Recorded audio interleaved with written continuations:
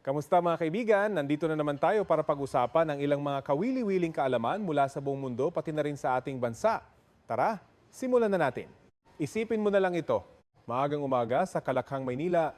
Hindi pa nga lubusang sumisikat ang araw pero ang pila sa hintayan ng jeep at bus parang pila na sa pag-asa.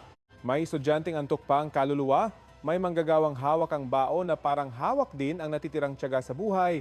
May nanay na nakakunot ang noo habang kinukuwenta sa isip kung kasya pa ba ang natitirang pera hanggang katapusan. Tapos bubuksan mo ang balita at maririnig mo ang sinabi ni Pangulong Marcos na may sapat pang supply ng langis na krudo hanggang ika-30 ng Hunyo pero naghahanap pa rin ng pamahalaan ng dagdag na pagkukunan at patuloy pa rin itong hinihikayat ang taong bayan na gumamit ng pampublikong sasakyan. Sa unang dinig, parang pampakalma. Parang may nagsabi sa iyo na huwag kang mag-alala, may kanin pa sa kaldero. Pero kapag inangat mo ang takip, mapapaisip ka rin. Oo nga, may kanin pa, pero bakit naghahanap na agad ng mauutangan ng bigas? Iyan ang tunay na laman ng usapan. Hindi ito simpleng balita tungkol sa gasolina o diesel. Kwento ito na isang bansang hindi pwedeng magpabaya kahit isang sandali dahil ang ugat ng problema ay hindi lang kung may krudo pa ngayon. Ang mas malalim na tanong ay kung gaano tayo katatag kapag ang mundo sa labas ay parang palengke na biglang nagkakagulo, nagtataasan ng presyo at may nag-aaway pa sa gitna ng daan. Sa ganitong sitwasyon, ang bansang umaasa sa inaangkat na enerhiya ay parang pamilyang araw-araw bumibili ng ulam sa labas. Kahit gaano ka kasipag, kahit gaano ka magtipid, kapag tumaas ang presyo sa karinderya, wala kang magagawa kundi mapangiwi. Kaya huwag tayong masyadong magpaloko sa salitang sapat. Sa totoo lang, ang sapat hanggang Hunyo ay hindi tunog panalo. Tunog pahinga lang yan. Parang taong may hawak pang isang payong habang lumalakas ang ulan. Hindi ibig sabihin na ligtas ka na. Ibig sabihin lang, hindi ka patuluyang nababasa. At sa usaping enerhiya, ang ilang linggong kasiguruhan ay hindi pa rin tunay na kapanatagan. Lalo na para sa bansang tulad ng Pilipinas na hindi naman nakaupo sa ibabaw ng malalaking imbakan ng langis na pwedeng sandalan kapag nagkagipitan. Kaya nga kahit may sapat na supply sa ngayon, tuloy pa rin ang paghahanap ng bagong pagkukunan. Dahil sa mundo ng langis, ang pinakamalaking kalokohan ay ang umasa na bukas ay pareho pa rin ng kahapon. Ang presyo ng langis ay hindi parang presyo ng saging sa kanto na pwede mong hulaan base sa panahon. Ito ay inuuga ng digmaan, alitan ng malalaking bansa, desisyon ng mga nagbubunot at nagbebenta ng langis, takbo ng pandaigdigang kalakalan at pati kaba ng mga pamilihan. Minsan, hindi pa nga tunay na kakulangan ang nagtutulak sa presyo pataas. Sapat nang may bulong na baka magkaproblema, biglang nanginginig na ang buong tanikala ng supply. Ganiyan kakaba ang sistemang ito. Isang malakas na ubo sa ibang panig ng daigdig, nilalagnat agad ang pamasahe sa Maynila at doon pumapasok ang ikalawang bahagi ng pahayag, patuloy pa rin ang pagsuporta sa paggamit ng pampublikong sasakyan. Sa unang tingin parang hiwalay na usapan. Pero hindi. Magkadugtong iyan. Kapag alam mong alanganin ang supply at pwedeng sumirit ang presyo, ang pinakamabilis na paraan para tumagal ang hawak mo ay bawasan ang konsumo. Parang sa bahay lang yan. Kapag alam mong huling galon na ng tubig ang nasa drum, hindi ka biglang magpapakawala ng gripo na parang may sariling bukal sa bakuran. Mas magiging maingat ka. Ganon din ang isang bansa kapag usapang langis ang nakataya. Ang pampublikong sasakyan ay hindi lang simpleng paraan ng pagpunta mula bahay hanggang trabaho. Isa rin itong sandata laban sa labis na pagkonsumo. Kung mas maraming tao ang sasakay sa isang bus, jeep, tren o van, mas kaunting sasakyan ang sabay-sabay lumalamon ng gasolina sa kalsada, mas kaunting konsumo, mas mabagal ang pag-ubos ng supply, mas kaunting bigat din sa pag-angkat. Simple sa papel, ang problema sa tunay na buhay ng Pilipino, hindi laging ganoon kadali. Madaling sabihing magpampublikong sasakyan ang mga tao. Pero kung ang hintayan ay parang pagsubok ng kapalaran, kung ang pila ay parang penitensiya, kung ang biyahe ay parang pakikipagbuno sa sardinas sa loob ng lata, hindi mo rin masisisi ang mga may kakayahang bumili ng motorsiklo o magkotse kung bakit gusto nilang kumawala sa hirap. Kaya kapag sinabi ng pamahalaan na suportado nito ang paggamit ng pampublikong sasakyan, hindi pwedeng hanggang pahayag lang iyan. Kailangang maramdaman ng tao na mas maayos, mas mabilis, mas ligtas, at mas makatao talagang pagsakay kaysa sa pagdadala ng sariling sasakyan. Dahil ang totoo, ang usapin dito ay hindi lamang langis. Usapin ito ng oras, dangal, pagod, at kabuhayan. Kapag tumataas ang presyo ng krudo, hindi lang tangke ng sasakyan ang umiiyak. Pati pitaka ng ordinaryong mamamayan, pati presyo ng gulay, pati pasahe, pati bayad sa kuryente, pati halaga ng padala ng produkto mula probinsiya hanggang lungsod, lahat iyan dinadamay. Ang langis ay parang ugat na nakakabit sa halos bawat galaw ng ekonomiya. Kaya kapag kumibot ang presyo niyan, ramdam hanggang kusina. Kaya huwag kang magtataka kung bakit ang balitang may sapat na langis hanggang katapusan ng Hunyo ay hindi lang pang-enerhiya. Balita rin yan tungkol sa pagkain sa hapag, pasahe ng estudyante at gastusin ng pamilyang araw-araw ng nakikipagtaguan sa kakapusan. Sa totoo lang, may kakaibang lamig ang pahayag na iyan. Dahil sa likod ng mahinahong pananalita, ang ipinapahiwatig ay ito. Hindi sapat ang simpleng pag-asa. Kailangan ng paghahanda. Kung talagang kampante ang pamahalaan, bakit kailangan pang humabol sa dagdag na pagkukunan? Ang sagot ay malinaw. Dahil ang sapat sa ngayon ay maaaring kapos bukas. At sa bansang laging tinatamaan ng alon ng pandaigdigang pagbabago kahit hindi naman tayo ang may hawak ng timon, ang hindi paghahanda ay parang kusang paglalakad sa baha na walang tsinelas. Mahalagang maintindihan din na ang langis na inaangkat ng isang bansa ay hindi dumarating na parang himala. Dumaraan yan sa mahahabang kasunduan, usapan sa presyo, takbo ng barko, kalagayan ng mga daungan, at kaguluhan o katahimikan sa mga rutang dinaraanan. Isang gulo sa isang mahalagang daanang pandagat pwede nang tumaas ang gasto sa pagbiyahe. Isang desisyon ng mga bansang malalaki ang ambag sa supply, pwede nang sumikip ang pamilihan.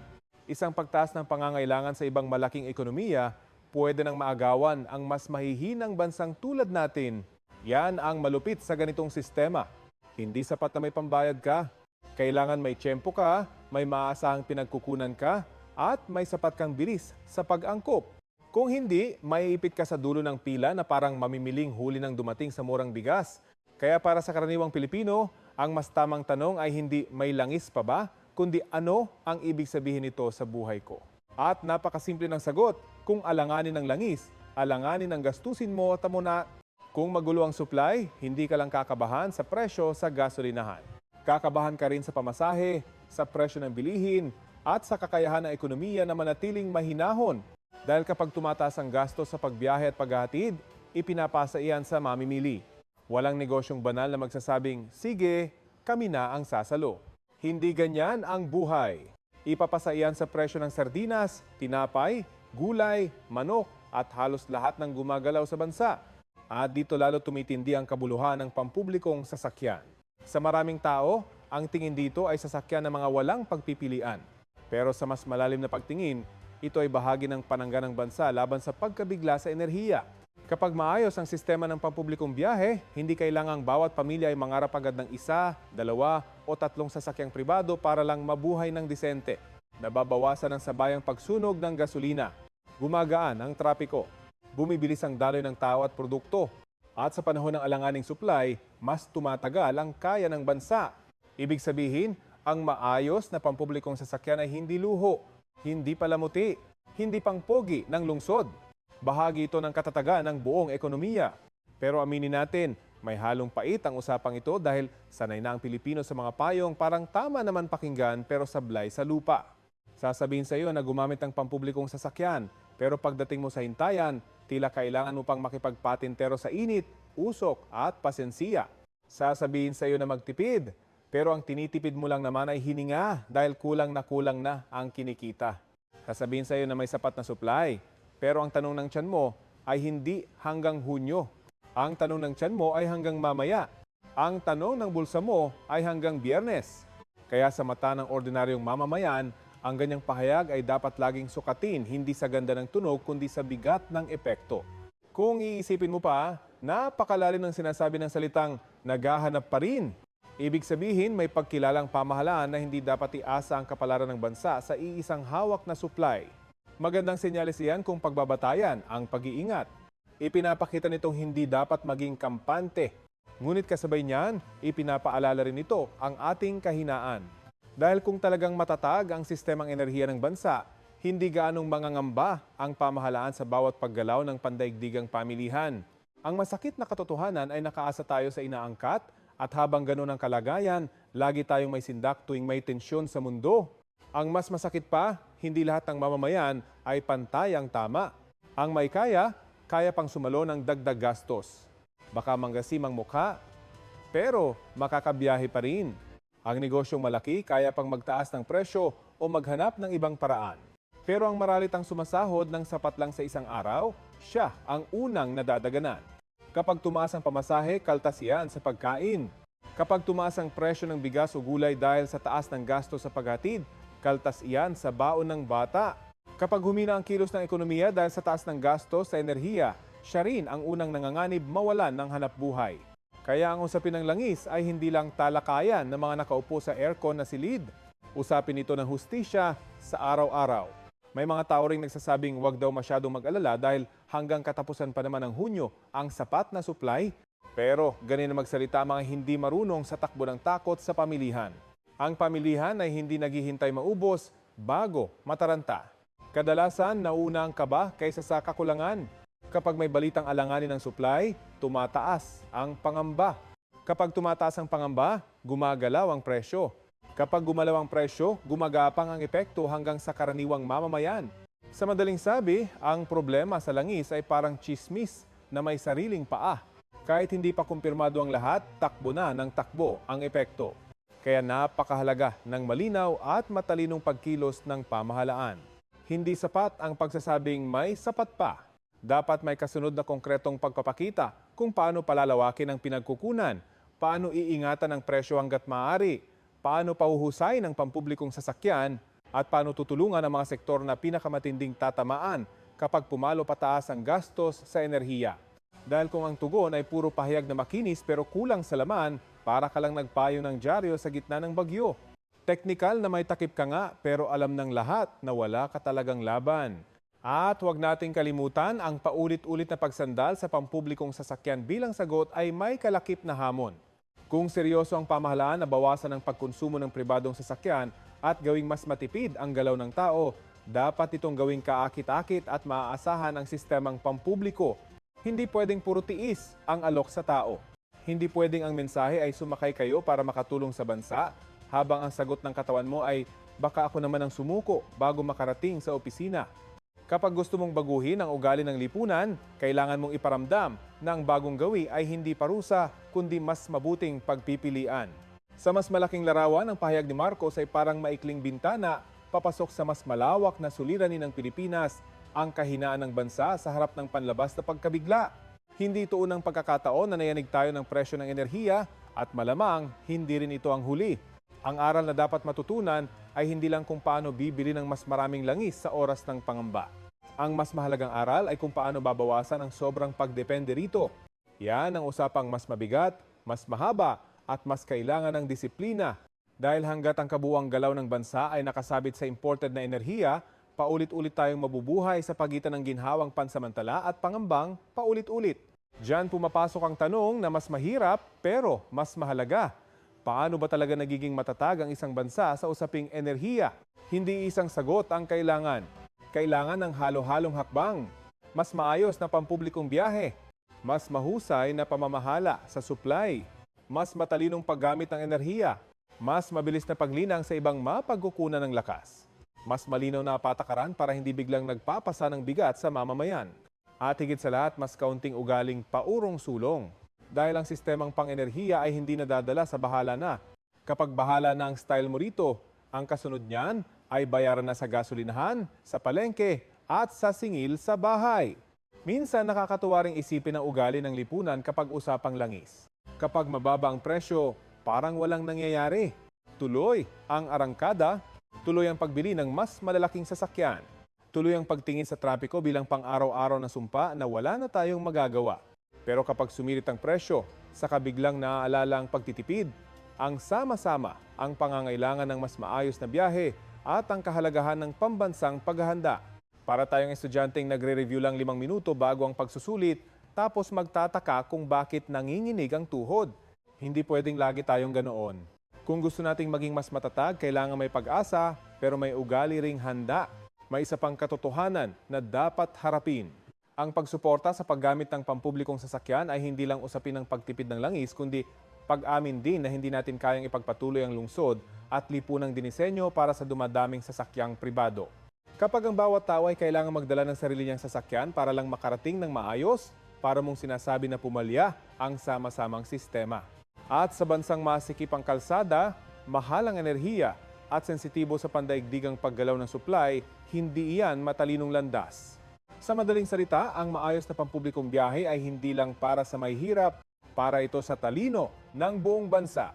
Kaya kapag sinabi ng Pangulo na may sapat tayong supply hanggang katapusan ng Hunyo, ngunit patuloy ang paghahanap ng karagdagang pagkukunan at patuloy ang pagtulak sa pampublikong sasakyan, dapat nating marinig ang mas malalim na kahulugan niyan. Ang tunay na mensahe ay ito, hindi pa tayo kampante at dapat hindi rin tayo kampante. Hindi ito panahon ng paghimlay sa silya at pagsasabing bahala na. Panahong ito ng maingat na pagkilos, ng pag-unawa ng enerhiya ay hindi hiwalay sa kabuhayan at ng pagkilala na ang pagtitipid sa antas ng tao at ang paghahanda sa antas ng bansa ay kailangang sabay gumalaw. Kung iuurong pa natin ang lente, makikita mo ang pahayag na iyan ay parang maikling kwento ng Pilipinas mismo, isang bansang masipag, matiisin at marunong makibagay. Pero madalas, pinipilit mabuhay sa mga sistemang kulang sa katatagan. Isang bansang laging sinasabihang magtiis muna habang ang pangarap ng mas maayos na kinabukasan ay laging ipinapaabot sa susunod na buwan, susunod na taon, susunod na administrasyon. Ang problema, hindi pwedeng puro susunod. Ang presyo ng langis, hindi naghihintay sa talumpati. Ang pamasahe, hindi nahihiya. Ang tiyan, hindi marunong umintindi ng dahilan ng pandaigdigang pamilihan. Kapag kailangan na ng tao ng ginhawa, ang gusto niyang maramdaman ay aksyon, hindi pahabol na paliwanag. Pero hindi rin tama na puro sisi. May kabuluhan ng pag-amin na kailangan pang maghanap ng dagdag na supply. Ibig sabihin, may pagkilos. May pag-asa ring hindi nagpapabaya ang pamahalaan. Ang dapat bantayan ngayon ay kung gaano ito kabilis, gaano ito katalino, at gaano ito kapakipakinabang para sa karaniwang mamamayan. Dahil may mga hakbang na maganda sa papel pero halos hindi maramdaman sa kalsada. At sa dulo ng lahat, ang sukatan ng mahusay na pamamahala ay hindi kung gaano kaganda ang paliwanag sa mikropono, kundi kung gaano kagaan ang pasanin ng mga taong sumasakay, namamalengke, nagtatrabaho, at nagpupuyat para maitawid ang pamilya. Ang ordinaryong Pilipino kasi hindi humihingi ng himala. Hindi naman kailangan maging perpekto ang mundo. Ang gusto lang ay kaunting kapanatagan. Iyong hindi araw-araw kinakabahang baka biglang sumipa ang presyo. Iyong hindi bawat balita tungkol sa langis ay tunog banta sa hapagkainan. Yung kapag sinabihan kang gumamit ng pampublikong sasakyan, hindi mo iisipin na isa na naman itong bagong anyo ng pagtitiis. Yung kapag sinabing may sapat na supply, hindi mo mararamdaman ang nakatagong sa ngayon na parang buntong hininga ng isang bansang alam na alam ang sarili nitong kahinaan. Sa huli, ang pahayag ni Marcos ay pwedeng basahin sa dalawang paraan. Una, bilang mensaheng panatag, may hawak pa tayong sapat, hindi pa tayo lugmok. Ikalawa, bilang babala, sapat nga, pero hindi dapat magpakampante dahil manipis pa rin ang pagitan ng kaayusan at aberya. At sa totoo lang, mas matalinong yakapin ang ikalawang pagbasa. Dahil ang bansang marunong matakot ng tama ay mas handang kumilos kaysa bansang laging nagpapanggap na ayos lang ang lahat kahit umaalog na ang pundasyon. Kaya kung may isang dapat tandaan ang karaniwang tagapakinig mula sa usaping ito, ito iyon. Ang langis ay hindi lang pangpaandar ng makina. Pangpaandar din ito ng presyo, galaw, trabaho at katahimikan ng araw-araw na buhay. Kapag sinabi ng pamahalaan na sapat pa ang supply pero naghahanap pa rin ng dagdag at humihimok pa rin sa paggamit ng pampublikong sasakyan, ang ibig sabihin niyan ay may laban pa pero hindi pa tapos ang laban. At sa gitna ng lahat ng yan, ang pinakamalaking tanong ay hindi kung aabot tayo hanggang Hunyo. Ang mas mahalagang tanong ay kung bakit sa bawat krisis sa enerhiya, parang lagi tayong nagigising na kulang sa paghahanda sakalang maghahabol kapag umiinit na ang kawali. Dahil sa bandang huli, ang tunay na sukatan ng tibay ng isang bansa ay hindi kung gaano ito kalakas magsalita kapag may kaba, kundi kung gaano ito kahusay maghanda bago pa dumating ang sindak. At kung may dapat talagang pagtuunan ng pansin, hindi lang iyan ang paghahanap ng susunod na kargamento ng krudo. Ang mas mabigat na gawain ay ang pagtatayo ng sistemang hindi madaling manginig sa bawat pagtaas ng presyo sa daigdig. Kapag nagawa natin iyon, saka palang tunay na magiging makabuluhan ang mga pahayag ng kapanatagan. Dahil ang kapanatagang hindi nakaangkla sa matatag na sistema ay parang ngiting pilit sa harap ng bayarin. Maganda sa larawan, pero alam ng bulsa ang totoo. At hanggang hindi natin naaabot ang antas na iyan, bawat pahayag na may sapat pa ay mananatiling pansamantalang lunas lamang. Pampakalma, oo. Pero hindi pagamot. At yan marahil ang pinakamalinaw na buod ng lahat. May langis pa tayo sa ngayon pero ang mas mahalagang usapan ay kung kailan tayo magkakaroon ng sistemang hindi laging humihinga ng malalim sa bawat pag-uga ng mundo. Dahil ang isang bansang laging kabado sa supply ng enerhiya ay parang pamilyang laging isang bayarin lang ang layo mula sa gulo. Nakakaraos oo, pero hindi tunay na payapa.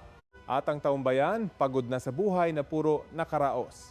Ang gusto na nila ay buhay na may kaunting tiyak, kaunting ginhawa at kaunting dangal.